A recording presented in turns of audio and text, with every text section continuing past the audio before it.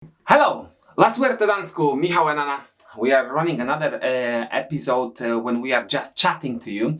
And before we start, we want to say big thank you to everybody who subscribed to our channel, because thanks to you we reached our milestone and we have now over 5,000 subscribers. That's quite exciting, no? Finally we reached the 5,000. To be honest, we didn't set ourselves on a timeline, and when we started recording videos, when we couldn't run our regular classes, obviously we put a lot of effort and attention to YouTube channel. Now it's only one video a week, and even last week we missed one. That have happened for the first time ever, that we missed a week of videos. But actually we recorded the video that we are going to do now, but we didn't like it, and we'll just do it one more time for you with, we hope, a bit better organization of the episode. And again, before we go to the topic of our video, if you are not subscriber of our channel, you can become one. You can press the button under. You can become a member and also support our channel. We appreciate all your support, guys, because thanks to you, again, these videos are being created and we are growing our channel. And I believe over time it will become an amazing library of videos, information, advice, and so on. And this video today is exactly about that. It's about advice. So the topic of our conversation today is how to learn salsa. Kind of obvious and difficult at the same time.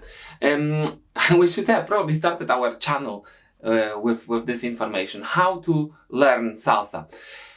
This advice will be mainly to people who are already dancing, but we'll start actually with beginners. So with people who are thinking about starting dancing, or maybe some of you who already did some of our classes online and you would like to try it in real life. You would like to find the right dance school or right place to dance, and we'll give you some thoughts about how to do that. So let's start. Many people start dancing for many different reasons. We assume that you want to learn how to dance. If you have different reasons, we'll talk about it in different videos. In this video, we are talking strictly about dancing. So we want you to become a good dancer, or we believe that you want to become a good dancer. And the first thing that to do is to find a right place to dance. Definitely doing your research might be useful. In some places there are obviously very limited options. If you live in a small town and you have only one place you can dance, take it anyway.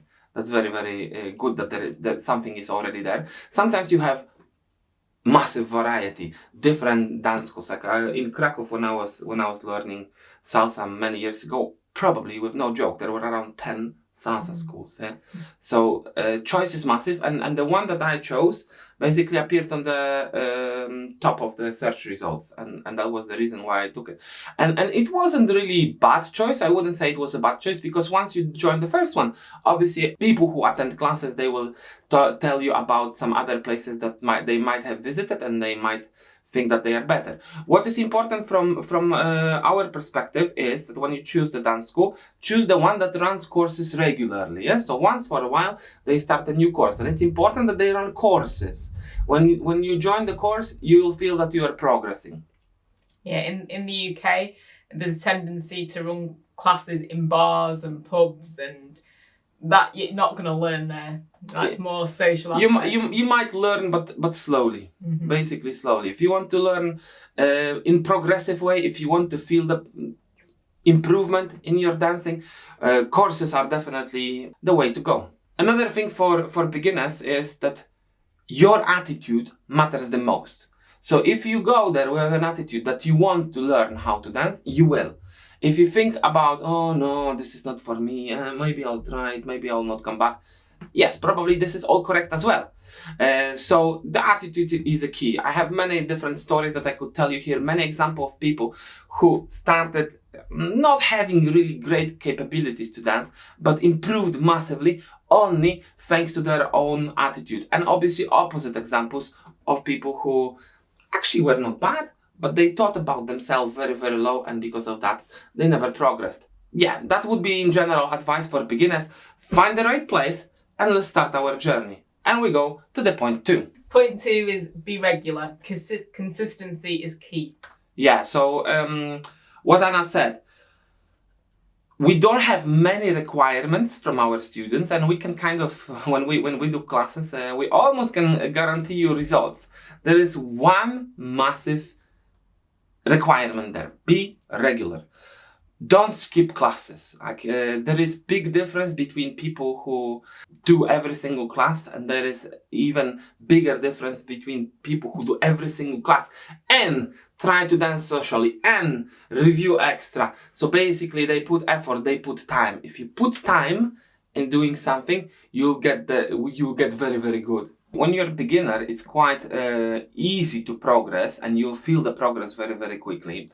You can easily set yourself a goal. For example, your goal might be finishing beginner's course. So in general, setting goals and having like, I don't know, Duolingo, for example, when you learn languages, they give you the streaks, yeah? So it feels bad when you lose the streak. Obviously, we are not doing similar thing with you. You are not having a streak if you are coming to classes or not. But you can obviously set it for yourself. And like we said before, the attitude is everything. So if you decide that you want to be regular, you will be. Think also about planning it. So putting your regular classes in your weekly schedule. So for example, if you come only once a week, it's okay. Make sure that every week, the same day, you are there attending classes. If you are thinking about progressing fast, if you are maybe already intermediate dancer, put in your schedule things that you don't like, but you believe that they might improve you. I used to do this with reggaeton classes back in times. To be honest, I didn't like attending them. I was not fan of the music or dancing, but I could feel that I'm progressing. And every Thursday, I believe, I was attending this reggaeton class, and again, I was a bit forcing myself, but I had a bigger goal for it. So every time when you want to get really good in something, you have to go through moments which are not very, very comfortable. And sometimes even adding this element consciously to your program, to your schedule, might be worth it in the long term. And also, very valid question would be, how many hours a week should I spend when I want to develop? So, one of our students said something like that. If you are doing an hour a week, you are not progressing at all. If you are doing 2 hours a week, you are able to maintain a very slow, consistent improvement. At some point, when you, let's say, go through beginners classes, these 2 hours might be just enough to review and keep yourself in a loop. It might be not enough anymore to go further.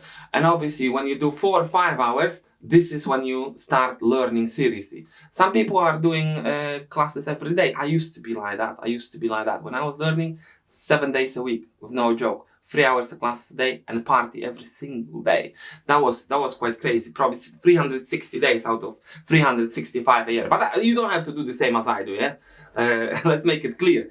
But if you want to progress fast, obviously the input you are giving, the time you are spending on it, the energy you are committing will bring you results. If you decide not to do any of it, obviously you cannot expect results. Let's move on. So point 2 is to follow some sort of program. Yeah, this is very important rule and a very important advice. Majority of good dance schools, dance studios, they will provide you some program so you can feel that you are improving. Like for beginners classes, we have even beginners guides. Or we didn't bring them with us. It's okay. Yeah, maybe I'll again display the image of our beginner's guide somewhere when we are talking. Anyway, we created program thanks to which you can track your progress. Feeling that you are progressing is very, very important. Now, for intermediate classes, we do something very similar. We have program as well. We have set of moves. Intermediate classes work always very different than beginners because we can repeat less. And now, this repetition. Repetition is part of the program. This is very important. It's not always about learning something new, because sometimes we get students on class and they are saying, oh, I'm not doing this move. I've done it already before. And I'm like, really? You really mean it?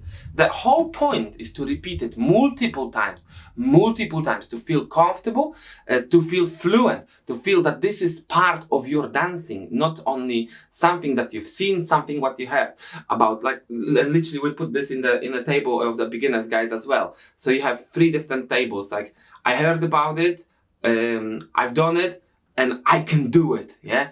First section is, yeah, I've seen the move, but I don't really know what it is. Then, yes, I've done it on the class. And then the last one is, yes, I can use it in dancing. And this is very important. Yeah? So this understanding that dancing is not only watching things, it's actually processing it through your body, putting some effort in it again, and spending time, as we said before. And again, to make this process better on our platform, and we'll start calling it platform, so like YouTube. We created a website, lasuerte.online. It's not finished yet, but you can head there now if you want, lasuerte.online. I'll start sharing it in future. Now it's still not ready. There are many things that are missing, but functionality is kind of there. And what we created is a platform where you can track your progress, go through videos or go for real life classes, and then get back to videos and check all the elements that you already can dance. And I believe this is very, very motivational. If you can give yourself some, again, goals, checkpoints, ideas for future, if you see the path forward, this is very, very useful when you are learning to dance. I said also that repetition is very important, but equally important, if not more important, is moving forward. I will give you this example. One of the very, very first groups I was teaching in Manchester, they were nice people, but they never wanted to move forward, like it was kind of tricky. Like every time when I tried to introduce new move, new sequence, new element, they would be, oh, let's do the same what we did last week. Let's repeat it again. And again, I value repetition, but it's very important to move forward. I will quote Duolingo here again. We are both learning languages on Duolingo. And one of their main advice is to move forward. Don't expect to be perfect. Go forward. Okay. Point 4 is to track your progress by filming yourself or some other way. Yeah, you can get advice from your teacher. Your teacher might be your guide, definitely. This is what we are for. But again, your attitude matters in here. It happened many times that I would give genuine, honest advice to somebody and they wouldn't like it. Mm-hmm. That happens. So if you're asking for advice, be ready to hear that you have to improve some things. And I normally try to be soft with people, even when Anna doesn't think so. I try to be honest at the same time. Yeah. So I would say that you should expect honesty from your teacher, because I've seen at the same time a dance show. I was telling you this story in the past when two girls were performing on big party, encouraged by their teacher, and they were not good dancers. They were not even fluent dancers. They definitely were not ready to perform, and audience didn't accept it. It was horrible experience for them because their teacher told them that they are amazing, and everybody around didn't think so. That's why I think teachers should be honest with you. Yeah. So yes, I do encourage you to perform, and even beginners can perform. That's not a problem. But then we say to audience, look, these are beginners. They achieved something great. They feel very good about what they are doing. They would like to show you what they can do now. And obviously there is performance, and normally people appreciate when beginners are performing for the first time. But if you tell them, oh, this will be the most amazing show you've seen in your life, and then you get two girls who barely can move, obviously audience didn't react to that very well.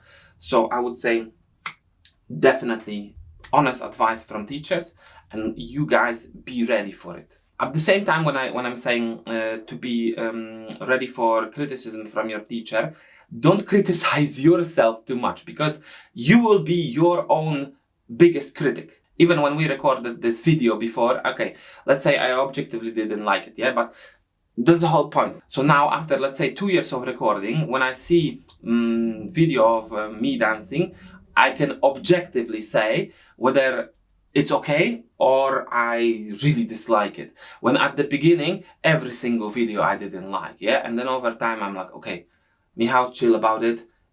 Not everything has to be perfect. We have to be objective. If it's good, it's good. It's not perfect, but it's good. And this is what is going to happen many times in your dancing. It will be not perfect, but it will be good. And when it's good, it's time to do next step, and so on. Very often people see themselves dancing for the first time, let's say on the video, and they are like, what the hell is this? I don't want to do it anymore. And this is, again, wrong attitude. We remove it from our dictionary. We just want to get better. And again, seeing progress is quite important, because yes, you might see yourself dancing on the video for the first time, but you don't know what it was like before, because obviously this is the first video. So you watch the first one, and after a month you watch it again, and what you see progress. And this is the key. Once you see progress, you can feel that you are getting better, and you can motivate yourself this way. You tracked that couple, didn't you, on one of the beginners course? You filmed people from the start. I did, yeah. We wanted to do a video from zero to hero, but the guy just gave up just before becoming a hero. So like at the very end, the girl still keeps coming. She still keeps coming to classes, but unfortunately, because he stopped dancing, we didn't publish this video. I'll attempt it again, because I think this is super interesting thing to watch, like seeing progress class by class. Let's move on. Number 5 is to trust the process. Don't expect miracles. Yes. It's a journey. Exactly. So again, we already said quite a bit about it. So very, very quickly, be realistic about the progress. Understand that progressing takes time. Yeah? So again, if you learn the language, if you go to new language class, you don't expect to speak fluently in this language straight away. You don't expect to write poetry in this language straight away. And sometimes people expect that from dancing. And it doesn't work like that. It is a long, long process. And believe me, at the end of this process, there is a lot of enjoyment. I would say for many people, process is enjoyable as well. Again, everything depends on your attitude. If you are able to enjoy the process, enjoy the small little steps that you are taking on a week by week basis, the dancing experience will be amazing. If you are expecting miracles from the day one, you'll be disappointed with yourself. Even don't start. Point 6 is to squeeze the class like a lemon. Yes. So what does it mean? It can mean many things, really. First of all, in every single class, there is something new that you can learn. We had students coming to classes who've been doing beginners courses for 6, sometimes 7 times. I'm not joking. And every single time they were coming to me, and I noticed something new. I've learned something new, and I love this. This is amazing attitude. So even sometimes on the very, very easy beginners class, you will learn something new. Sometimes you go to the class that you don't like. It might happen, especially if you start traveling to festivals. Sometimes classes on festival are like hit and miss, no? And again, from every single class, then you can learn something. From our perspective, for example, if we go to a class and the teacher is really bad, yeah, it happens. We learn about mistakes that he is making during the class, and we try to not repeat them during our classes. So even element like that can be positive. Now, when you are during the class, interact with teacher. Ask questions. If you don't understand something, ask for repetition. Teachers normally can explain the same things in multiple ways. This is how we do it. People learn things in different ways, don't we? So sometimes we do have to change the approach to help other people. Yeah, definitely. Especially if some part of what we are learning is a bit difficult, then I usually explain it in multiple ways. But if it's not enough for you, just ask for it. Now, it might happen that you will not have questions straight away. It might happen that you'll be going home and you'll start thinking to yourself like, oh, I don't understand this part. Write it down, maybe, even on your phone, and ask on the next class. The same, when you're practicing later at home, write down your questions. Ask them next time. This is what we are for. Yeah, teachers like questions. We like engaging with the class. Yeah, it makes our life easier, to be honest, because there is nothing worse than single direction class when we just talk and you just observe. That's strange. We are not fan of that. So what we like is feedback from you, and this feedback tells us also if you understand the class and should we slow down, speed up, and so on. During the class, try to concentrate on the class. I know it's difficult to do because we are going there for social reasons as well, but we can socialize after, and during the class try to concentrate on what you're doing. Again, I'm telling this all from learning perspective, not from in general doing salsa perspective, yeah, because doing salsa has many different aspects. But if you want to learn, concentrate on the class, and in the end of the day, you put time, you put effort, you put money in it. So you should want to get out of it as much as you can, yeah, because it's your time, your money, your energy. So try to squeeze it and get back the maximum. Next point is to set some goals for yourself. Yeah, it would be good to know why are you doing this. Yeah, again, for many people it will be just a social aspect. For many people it will be hobby. Some people will want to actually become good dancers. Some people from the very beginning they think like, oh, I would like to actually teach dancing, and they are aiming for that. So from the very beginning they are putting more effort. That's perfectly fine. We had a student here that said that he wants to become the world best dancer, and said, can you help me to become the world best dancer? And I said, yes, I can. You have to spend a lot of time doing that. And I said, no, I can't do this. And that was it. Yeah, sometimes it happens. Sometimes goals are unrealistic. And again, when you set yourself goal, you have to have in mind everything what we've said before, that it costs time, it costs money, it costs energy. So if you aim high, you have to be ready for hard work. So next point is find your passion. Like, what motivates you? Something what it might be element of dancing, it might be element of learning. So some people really enjoy music, for example. That's a very strong motivation. Some people just want to hang out with people. This is good motivation, but this is not the greatest motivation if you want to improve yourself as a dancer. Sometimes people have like an event that they want to attend. So let's say trip to Cuba. This is quite common. People are coming here and say, oh, I'm going to Cuba in 3 months. I want to learn how to dance a bit, and this is already the first ignition. Some people who started dancing and they've been doing it for a while, they say, like, oh, I would like to go to salsa festival, so now I have to push a bit harder. And all these small motivations might be very useful to get better. Again, it's super connected with everything else to what we said before. These are like the small goals, the small reasons why we do it. Point 9, find a dance partner. That would be good. That would be good. If you can dance with somebody, I mean, it can backfire as well. Don't take me wrong. Sometimes having a dance partner might be demotivating, but in most of cases, it's super useful. If you can practice with somebody, even yesterday in the class, there is a couple coming to our classes, no names here, but they missed the class the previous week, and we did Coca-Cola. Mm-hmm. And I was thinking like, woo, and they came back yesterday and I was thinking, woo, this will be difficult for them because obviously if they didn't do Coca-Cola, it would be disaster. But what they did, they are actually a couple. Yeah, I think they are married. I'm not sure, but they are for sure a couple. What they did, they went to our YouTube videos and they learned Coca-Cola from video. I chatted to the guy in the break. Said, "How do you know Coca-Cola? You missed it last week." I said, "Oh, we spent hour and a half at home watching your videos, and we learned it. And look, it works." So, like, first of all, it feels good because our videos work, but at the same time, they could practice together at home, and obviously he learned something what he missed on the class, and that's, I will not lie, that's rare. Normally people don't put this effort, but if you have dance partner, this dance partner is motivating you.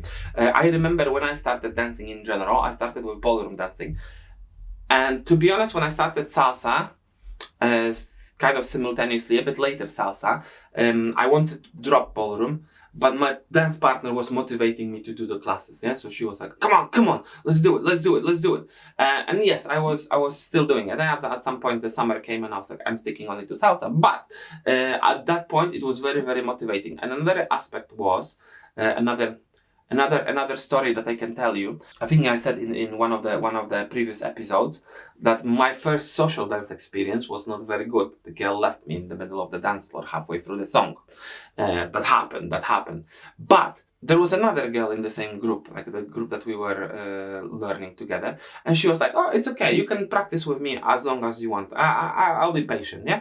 And I could practice with her the same moves multiple times, and that was super useful for me. Yeah, that was very, very encouraging to continue.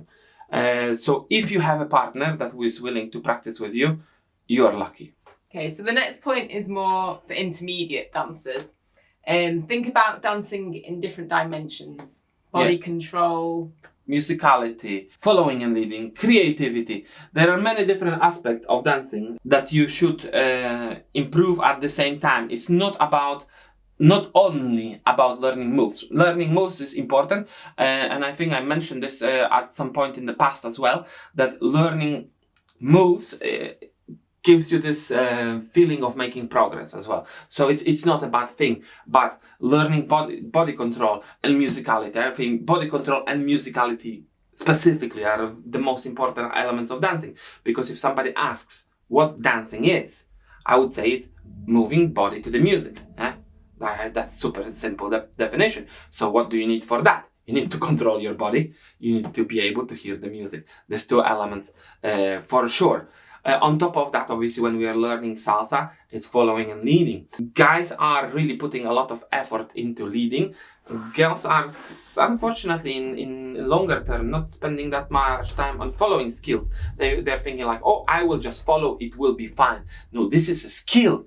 This is when you dance. This is advice in general to, again, intermediate, advanced dancers. When you girls feel that your partner is good leader, your dance feels better. We feel very similar. And if I dance with a girl who is good follower, like she really put effort in developing the skill, the dance is completely different. It flows. It feels great for me as well. Yeah, so it works both directions. Guys are learning how to lead, ladies are learning how to follow. If you want to learn both of those skills, perfect as well. We encourage guys quite often to join the course as a follower, just to feel how does it work when you are being led, yeah? And sometimes guys are coming to me and saying, oh, I think I'm making some really weird mistakes. I could feel it, the other guys doing it. I have to eliminate it from my dancing. So again, even learning things like that help. Playing percussion, playing any instrument, yeah, giving it a go. You don't need to master it. It's okay. You can play a cowbell just to improve your musicality. Again, very, very important aspect. And all this body isolation, reggaetons, all these things that improve your body movement. Yeah, I even learned many things over lockdown. Yeah, just how to control my body better. Yeah, you've seen it in other videos. Even after many years of dancing, I'm still putting effort into developing these areas. Obviously, learning about culture, about history, gives you another reason to get better. Learning the roots of dancing. Yeah, so in context of salsa, rumba, afro, again, definitely something worth considering. Next point is to go to socials, which allows you to practice what you've learned in classes.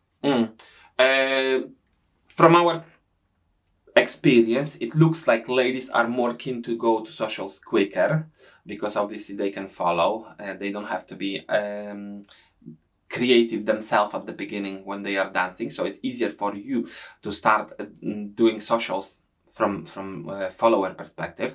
However, we do encourage all of you, guys and girls, to join socials as soon as possible. In some of our courses, they have WhatsApp groups, don't they? And they plan to go together as a group, so that really helps, because then you're just dancing with people that you know at the beginning. You don't have to dance only with them, but it's quite helpful if there is somebody in the group with you that is willing to dance with you no matter what. So even if you feel like you are crap, then other person is on the same level as you, so you can obviously enjoy it together.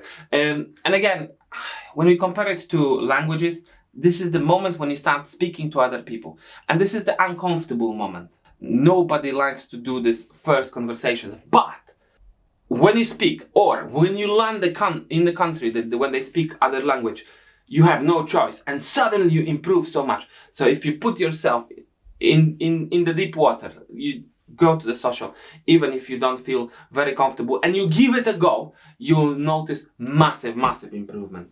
So the next point is to listen to the music. You can do it while you're driving your car, walking, listening to your device. Yeah, in general, listening to music can be done in two different ways. Like Anna said, you're driving, you're walking, and you listen to the music. That's very subconscious listening. So basically, you become more and more familiar with music in general. Worth doing. Second way to do it is to listen consciously. For that, you need a bit more time and space. So basically, if you have a time to listen to music and do nothing else meanwhile, you can concentrate on what is happening in the music. You can analyze a bit. You can not necessarily memorize. Memorizing songs, we don't really memorize songs. It just happens that we become familiar with them. Definitely worth doing, and it will improve your dancing in crazy way. For the beginners, obviously, the most important is to find the rhythm. But if you want to get good, you have to start dancing to the music, not to 1, 2, 3, 5, 6, 7, but to hear what is happening in the music, be able to interpret it. Like when I said before that dancing is moving body to the music, at the same time, dancing is interpreting the music with your body. And with timbre music, there's just so much going on in the music. You have so many instruments that you can choose from, so many different rhythms, so many different patterns, so many different additions, so many different quotes from the other dance styles and music styles. Again, that's a topic for completely new episodes, so we'll get back to that. Listen to the music. Last two points.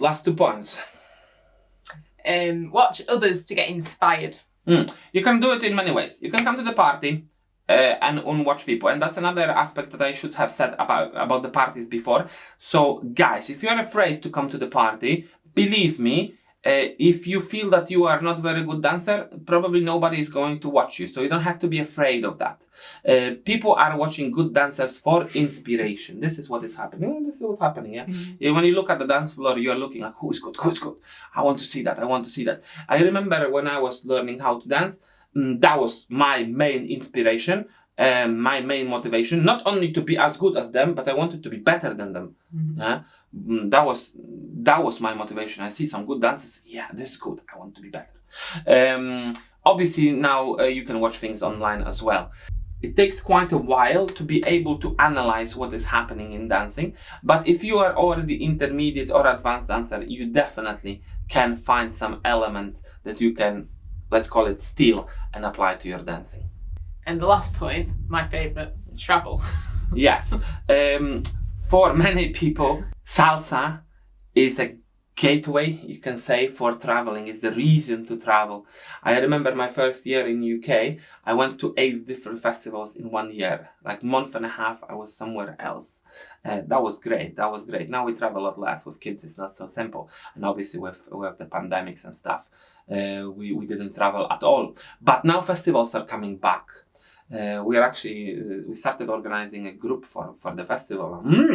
I'll tell you more on our Facebook. So if you want to join our group for Calle de Timberos, you can check our Facebook, and there will be all information there. But anyway, the point is that when you travel, you see people dancing in different way. I remember, for example, going to Spain for some festivals, and then people dance there completely different than, for example, in Poland. Or in Serbia, they dance very different. So in Spain, like to be specific, they loved rumba and afro. I mean, we went to Wawanko festival, but even like every timba song, it was very short move and rumba afro. Very short move, rumba afro. Then in Serbia, they loved reggaeton. It was crazy, reggaeton. In Poland, it was pretty much balanced, yeah? Everywhere where you go, people dance slightly differently. They still follow the same idea. They dance the same Cuban salsa, let's call it, but everybody has a bit different style. And thanks to that, you can develop as a dancer. Everywhere there are slightly different teachers, and to be honest, the way people dance in a specific region depends on local teachers, yeah? So I think that's the main thing. So that's why in Spain, There was so much rumba and afro because probably there were teachers who loved doing that. And then the same with reggaeton. And let's say in Germany they loved rueda. Yeah, that was another thing. Like many more people than normally we've seen dancing rueda on Cuban festivals. So again, different places, different motivations. Obviously, traveling to Cuba for dancing, yeah. You might be not so positively surprised when you go to Cuba for dancing, because actually many great Cuban teachers already live in Europe. And there is like this big misconception that all Cuban people can dance. That's not true as well. Same like wherever you're from, like Anna is from here, from UK, and if I ask her, Anna, how many traditional English dances do you know? Exactly. And the same Cuban people think about salsa, especially the young generation. They can move well. They like reggaeton. They actually like bachata as well. They're quite familiar with it. But salsa, it's not a big thing amongst general public there. Again, that will be probably topic for another episode. But general advice in here is to travel. Okay, and a quick summary. The most important out of everything what we said is your own attitude towards dancing, is how much time, effort, and energy you spend doing it. There are many elements that can help you. There can be a good program that you follow. There you can have a partner. You can start listening to the music. There are many different aspects that can make you a good dancer. But what is the most important is that you want it and that you do it. Like literally do it. It's not enough to watch videos. It's not enough to think about it. It's not enough to talk about it. Dancing is, can I say, kinetic action? Yeah. So you have to move your body. So every time when you move, when you actually spend time on the dance floor, this is something what makes you better. Okay, if you have your own thoughts, probably you have lots after watching this video. If there is something you disagree with us, comment in the video. If you have some other thoughts that you think would be useful for other dancers, give us a shout, leave us a comment. Yeah, this is definitely a video in which we can discuss quite a bit. Maybe it will need a part 2. Maybe we'll put all your thoughts together in another video and we'll comment and discuss them as well. Anyway, thanks for watching this one. Before you go, like, subscribe and press the bell. Like, subscribe and press the bell. One more time, big thanks for 5,000 subscribers. And new members are growing as well. If you want to become a member, if you would like to support our channel, there is the join button under the video.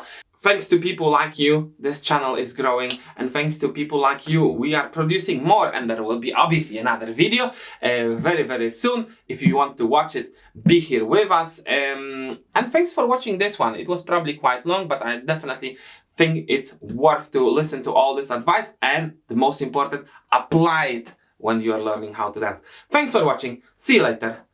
Bye bye.